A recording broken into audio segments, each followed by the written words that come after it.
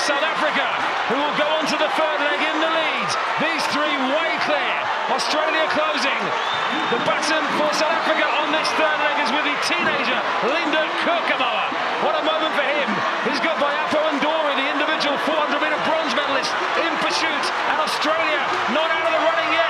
Thomas Reynolds has the bank for them. The medals are surely between these three. They're miles clear of the rest at the moment. Now Ndori shapes out the challenge, Koekemoer.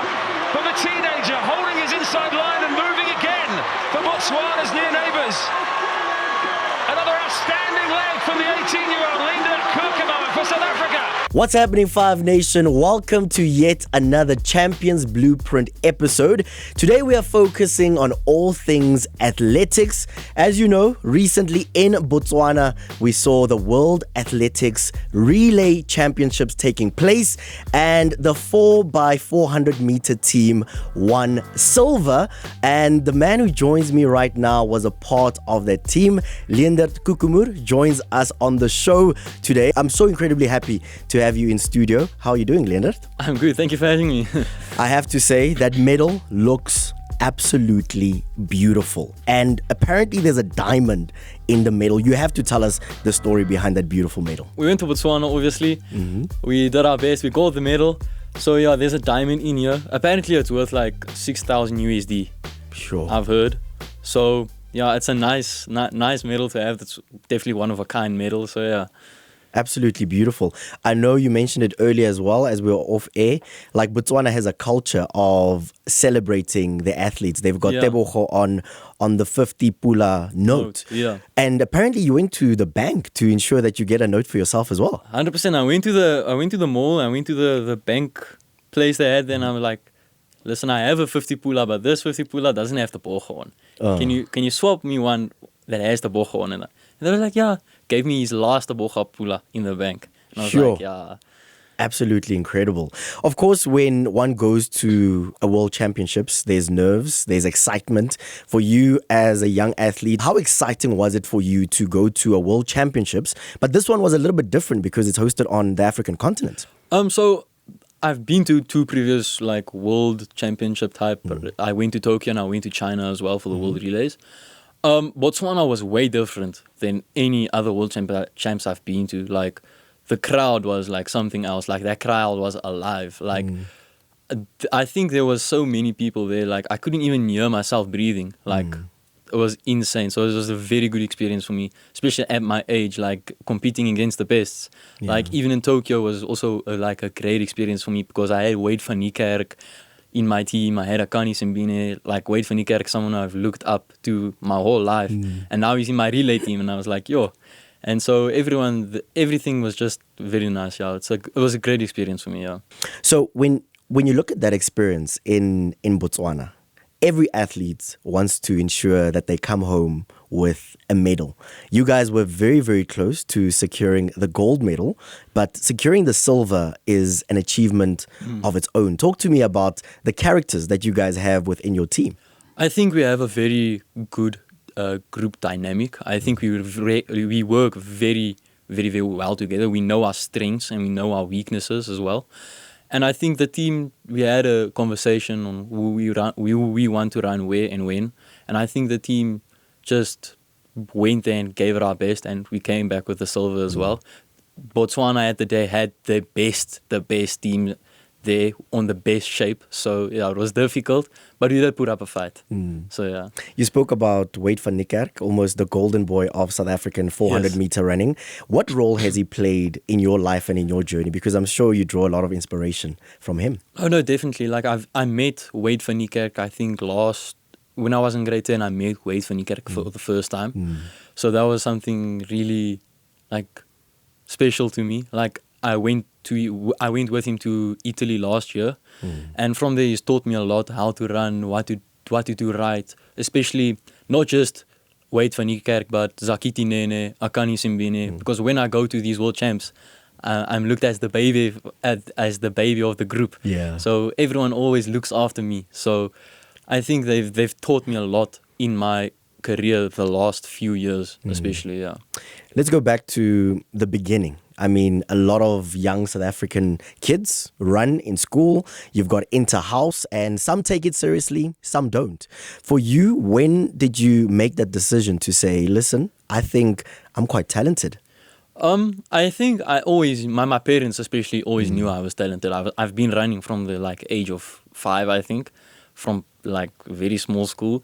So I think it really like I switched in grade 8. I really like made that switch. I left every other sport for athletics. I made that switch. Grade 9, I won my age group SA champs. Sure. Same thing year after that, SA champs. So I think it was always in me. I just had to get the right mindset. Yeah. You went to a school that's very well known for athletics, Help Mekaar. Yeah. How important were they in terms of just laying the foundation to the international career that you have right now? I think Help Mekaar definitely helped me in a lot of ways, like especially with the inter-highs, because I think we in the A bond. Yes. Isn't there super Yeah. inter-high A bond? So that definitely helped me to get me out there, to like let people recognize me, especially for the times I ran. Yeah. So I think if I was in a school that was maybe a little bit smaller, I don't think I would have been recognized as much as in Help Mekaar. But Help Mekaar also support me like very much, especially with my matric year and all the times I was gone. So and not at school. So they definitely did help me with my academics as well. So I think if it wasn't for Help Mekaar, I probably wouldn't have been that well off that I'm now. Yeah. In terms of just balancing like growing up as a youngster, becoming an international athlete at a very, very young age, how did you manage the pressure? Because, I mean, at some point, youngsters want to have a social life. You still want to do well on the track. You still need to study. How did you manage that? I'm not really one to be social, to be honest with you. I would rather sit at home all day than go out with people or go meet people. But I think I did have a very good balance between athletics and my academics. In grade 9, my dad almost stopped my athletics because of my academics because I only wanted to run. Yeah. So I did through the years get my academics on a pretty good shape for how much I ran and how little I was at school. So I just think I had also like a switch. And I'm like, okay, now I'm going to do this. Yeah. So especially in matric, I missed a lot of work. And then I went to write prelims in 1 week. And then I did good. And I was like, okay, no, sure, I can do this. I think with the pressure as well, it's when I work the best. Yeah. Like if my mind knows, okay, you have to do this now, I know, okay, let's do this. You perform well under Yes, pressure 100%. when it really matters. I want to take you back to 2023. At the age of 15, you won the SA champs. Yeah. Under 18. Yes. And you were 15. And you ran a time of 46.38. Take me back to that moment, because I think that's when South African athletics really started to take note of you. So, yeah, I had a really great season. I opened with PBs. My season opener was a PB. I ran 46.9. And then, like 2 months later, it was SAs and I ran 46.3 in the finals. And I was like, okay, no, sure. And then I also went to African champs where I got 3rd. So, and I was still 15 as well at this time. So I went there. But I think, yes, that was the point I like realized, okay, no, this 400 thing it can take me far. So that's when I realized, okay, now I need to do this thing. Since then, you've broken the SA record twice. And when you think about breaking an SA record, most athletes want to do it once. Yeah. Then you've got your name on the map. 100%. But you were like, no, that's not enough. Let's go for the second one. Yeah, so How was that experience? the second time wasn't really like planned. Like I've been through some injuries in the beginning of the year as well, like all athletes do, like some setbacks. So I really wasn't going for PB. I just wanted to qualify for World Juniors. Yeah. And then when I crossed the line, like I didn't even expect to run that fast. Like I literally thought I didn't even run that time because I was hoping for 45.6, and I only looked at the last 2 digits, and I saw 9.6, and I was like, don't tell me I ran 45.96. And then I heard the crowd, and they went crazy, and I'm like, why are they going crazy for this time? And I looked, and it was 2 4s, and I was like, yo, I did not just do that. So the second time was definitely not planned. I think the first time even as well was definitely not planned. I went out. If you look at that race, it's basically the race I ran the worst. Like my how I attacked the 400 was so bad, but at the end of the day, I broke the SA record. So yeah. Everything worked out in the end. Yeah. Talk to me about the stage where you currently find yourself now. So you're currently 19. Yeah. That's a time when a lot of athletes either sign up to a university or they consider the options of going abroad. And I know that you in the past have had to make a few tough decisions about where you actually want to plant yourself, because this phase of your career is very important to setting up your future. I know that you're currently studying at UJ. You've rejected offers to go abroad. Tell me a little bit more about why you and the family decided to make that decision. I think it's just, for me personally, better to be at home. Everything is obviously here. I have my physios here, I have my coach here, I have my family here as well, I have my home here. If I go abroad, all that goes away. I need to start fresh. And I think it's just better for me, especially with running, my season going on, because I know if I go to America, they're going to run me a lot. Indoor season, outdoor season. Here, I can just go on my own pace as well. So I think it's more like protecting me. So, and I want to have a long career as well. I'm not saying if I go to America, I'll have a short one. But for me, I think that was the best choice. In terms of just managing your schedule and the races that you run during this phase of your career, how do you and your coach approach the races in which you actually want to partake in? I think there's a build up to every race. I think my coach really knows my body well and what I do. So I think we just build it up right before the race and get me to peak at the right times. Yeah. When you look at your career right now and where you are at, a lot of people will ask the question as to, will we see you at the Commonwealth Games later this year? And I know that you've had to make a very interesting decision. Talk to me about just the planning that you have went out with this year, and also what your coach has told you about the Commonwealth Games. So for me, I declined the Commonwealth Games. I'm not going to be partaking in Commonwealth this year, strictly because I'm still 18 years old. I have World Juniors that I've been working for a very long time for. So World Juniors is my last race. It's my last World Juniors of my career. I'm never going to see World Juniors again. Yeah. And there's a lot of, I would say, doors that would open for me if I'm World Junior champ as a Commonwealth. Obviously, Commonwealth also comes with its benefits, but I have still a whole long career to run Commonwealth. So when the time is right as well, I'll run Commonwealth. But at the moment, I'm only going to do under 20 world champs. Being a professional athlete is not easy. And I know it comes with a lot of challenges, especially when you have to travel abroad and compete internationally. From a financial perspective, how have you managed that journey? Because it's quite difficult for a lot of athletes. So in my case, luckily, I signed a professional contract with Adidas. So they really also help me travel the world as well. So, and they cover my expenses as well. So especially when I go to Europe, I know there's money for me to travel there and do races there as well. So yeah.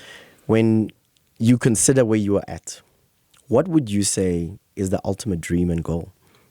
So for me, obviously, I think it would be anyone's dream to break the world record. That's my dream. I would like to go and break Wade's record. I think that'll be anyone's dream who does the 400 meters. I don't know what you're running for if you don't want to break the world record. So that would be the ultimate goal. I want to have an Olympic medal as well, Olympic record as well, World Championships gold medal individually as well. So that would be the goals. And I think one of my biggest goals as well is winning World Juniors as well. So yeah. When you look at athletics, it's quite exciting because 2 weeks ago, we saw the Akane Simbine Classic that was hosted at Pilditch. Yeah. And not so long ago, we saw Botswana host the World Relay Championships. For you as a South African, someone who comes from the African continent, it seems like the world is finally starting to respect us as South Africans, but also the African continent. 100%. I was actually running at the Simbine run. That's where I broke the record, and I ran the 300 there as well. Yeah.